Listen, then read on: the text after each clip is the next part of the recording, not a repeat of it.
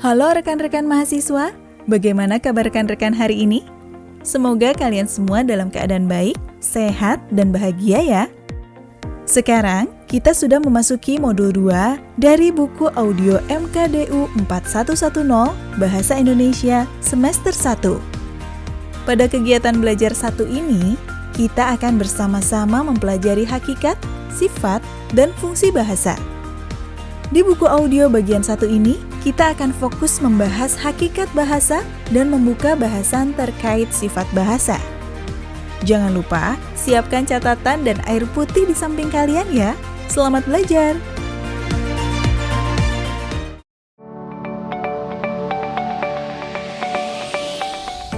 Rekan-rekan mahasiswa yang baik, hal pertama yang akan kita bahas adalah mengenai hakikat bahasa. Tahukah rekan-rekan? Allah menciptakan manusia sebagai makhluk sosial, tentu dengan tujuan untuk kebaikan manusia itu sendiri. Manusia adalah makhluk yang paling lemah dibandingkan dengan makhluk yang lain. Jika ada manusia yang memiliki kelebihan, itu adalah karena akalnya. Akal manusia dapat digunakan dengan bantuan bahasa.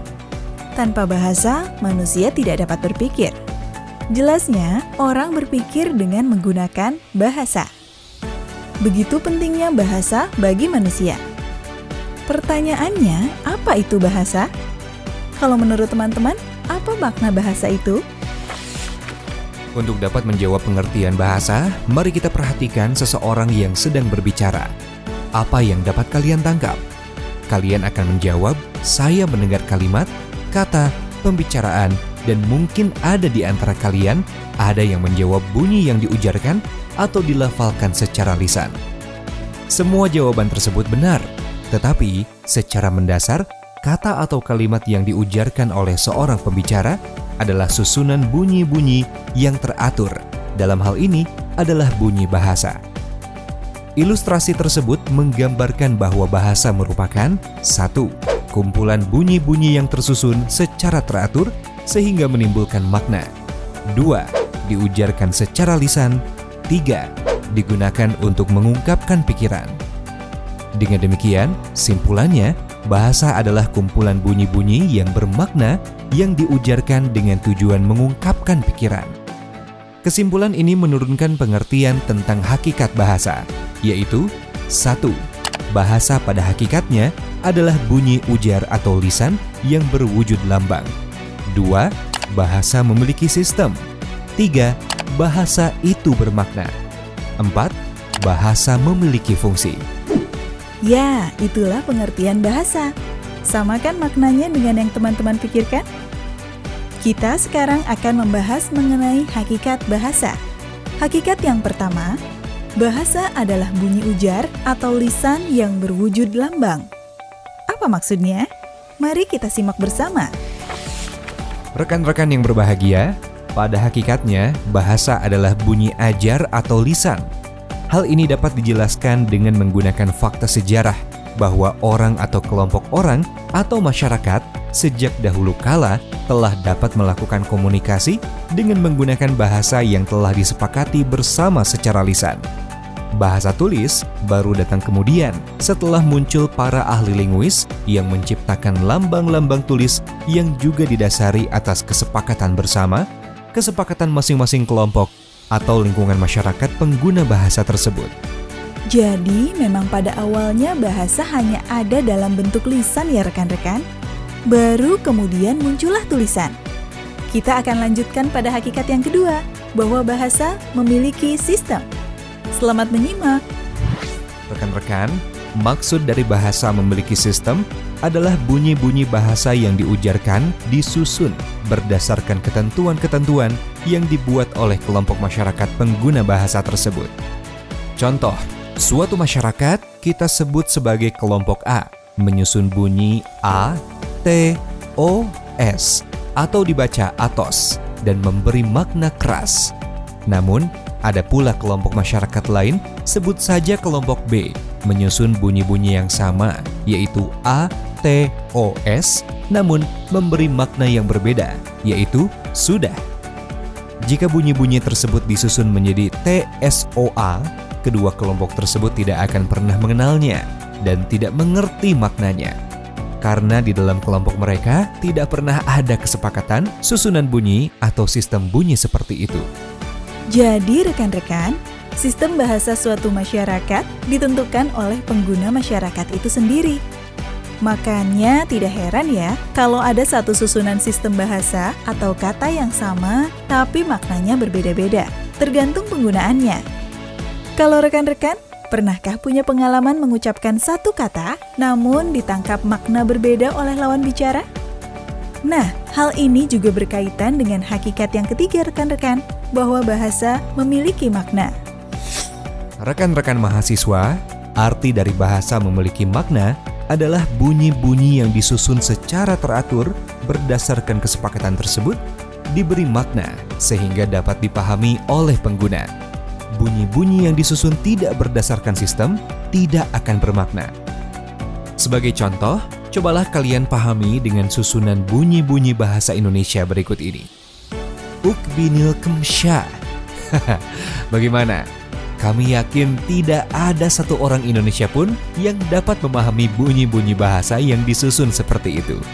Ini artinya, susunan bunyi-bunyi bahasa seperti itu tidak bersistem. Jika bunyi-bunyi itu disusun sesuai dengan sistem bahasa Indonesia, maka akan menjadi buku ini milik saya.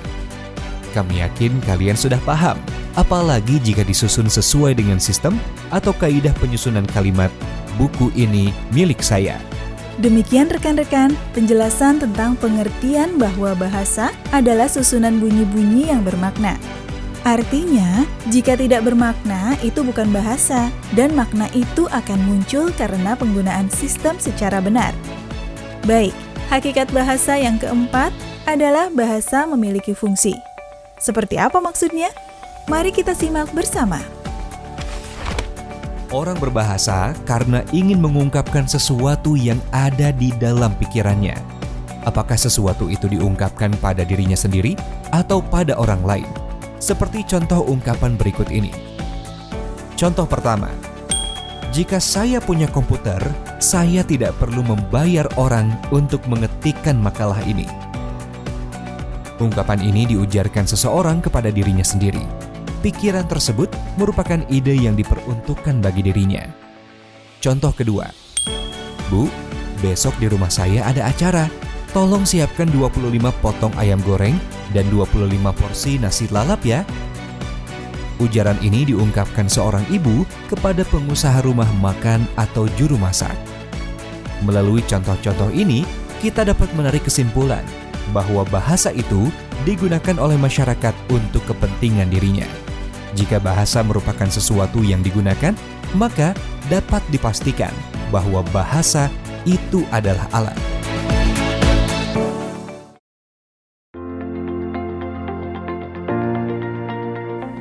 Jadi, bahasa memang digunakan sesuai kepentingan orang yang menyampaikannya ya rekan-rekan. Ada yang untuk disampaikan pada diri sendiri atau untuk orang lain. Demikian rekan-rekan, pembahasan kita mengenai hakikat bahasa. Sekarang kita lanjutkan pembahasan tentang sifat-sifat bahasa. Tetap semangat ya rekan-rekan. Rekan-rekan, saat ini kita memasuki pembahasan mengenai sifat-sifat bahasa. Hakikat bahasa mengandung sifat-sifat bahasa itu sendiri. Bahasa pada hakikatnya adalah bunyi. Bunyi memiliki kandungan irama, dinamik, dan tempo. Irama, dinamik, dan tempo merupakan unsur pokok di dalam seni. Dan seni identik dengan keindahan. Oleh sebab itu, bahasa memiliki sifat seni atau keindahan. Bahasa adalah bunyi-bunyi yang diujarkan oleh pengguna. Bahasa dapat berkembang karena digunakan oleh manusia. Dengan kata lain, hanya manusia yang dapat menggunakan dan mengembangkan bahasa. Dalam hal ini, bahasa memiliki sifat manusiawi. Sifat bahasa yang bisa kita simpulkan di sini adalah keindahan dan manusiawi. Lalu, sifat apa lagi yang dimiliki oleh bahasa? Rekan-rekan mahasiswa, manusia adalah makhluk yang berakal budi. Dengan akal budinya, manusia dapat mengubah-ubah susunan bunyi-bunyi bahasa tersebut menjadi bunyi bahasa yang berbeda-beda. Perbedaan bunyi-bunyi itu membuat bahasa menjadi produktif. Jadi selain manusiawi, bahasa juga memiliki sifat produktif. Kemudian, manusia yang berakal budi juga memiliki sifat yang tidak suka pada sesuatu yang statis atau tetap. Manusia pada umumnya selalu menginginkan sesuatu yang lain dari yang pernah dimilikinya. Demikian pula dengan bahasa yang digunakannya. Seringkali bahasa, khususnya kata, dapat berubah makna karena keinginan penggunanya. Hal ini membuat bahasa memiliki sifat dinamis. 2 poin yang dapat kita catat di sini, produktif dan dinamis.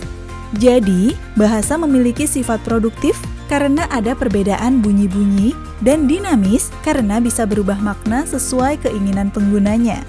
Mari kita lanjutkan ke poin bahasa selanjutnya. Manusia memiliki karakter yang berbeda antara yang satu dengan yang lainnya.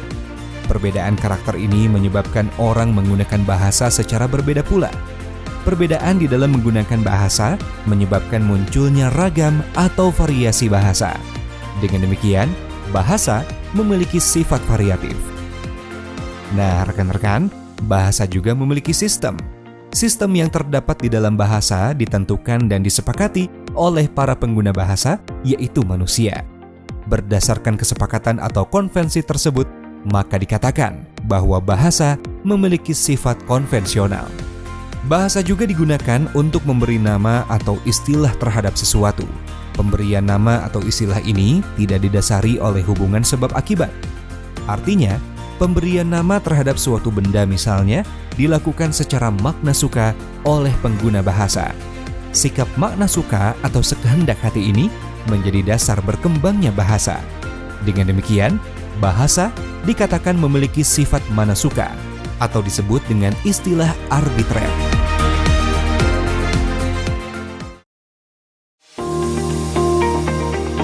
Rekan-rekan, dapat kita simpulkan bahwa bahasa memiliki 7 sifat, yaitu 1. Bahasa itu bersifat indah. 2. Bahasa itu bersifat manusiawi. 3. Bahasa itu bersifat produktif. 4. Bahasa itu bersifat dinamis. 5. Bahasa itu bersifat variatif. 6. Bahasa itu bersifat konvensional. 7. Bahasa itu bersifat arbitrer. Sampai di sini, apakah teman-teman sudah paham dengan materi hari ini? Untuk lebih memahami materi tentang sifat bahasa, kita akan membahasnya dalam buku audio selanjutnya. Sebelum melanjutkan, rekan-rekan boleh beristirahat terlebih dahulu untuk menyegarkan pikiran agar lebih siap ketika menyimak materi selanjutnya. Sampai bertemu di buku audio selanjutnya. Produksi Universitas Terbuka tahun 2021.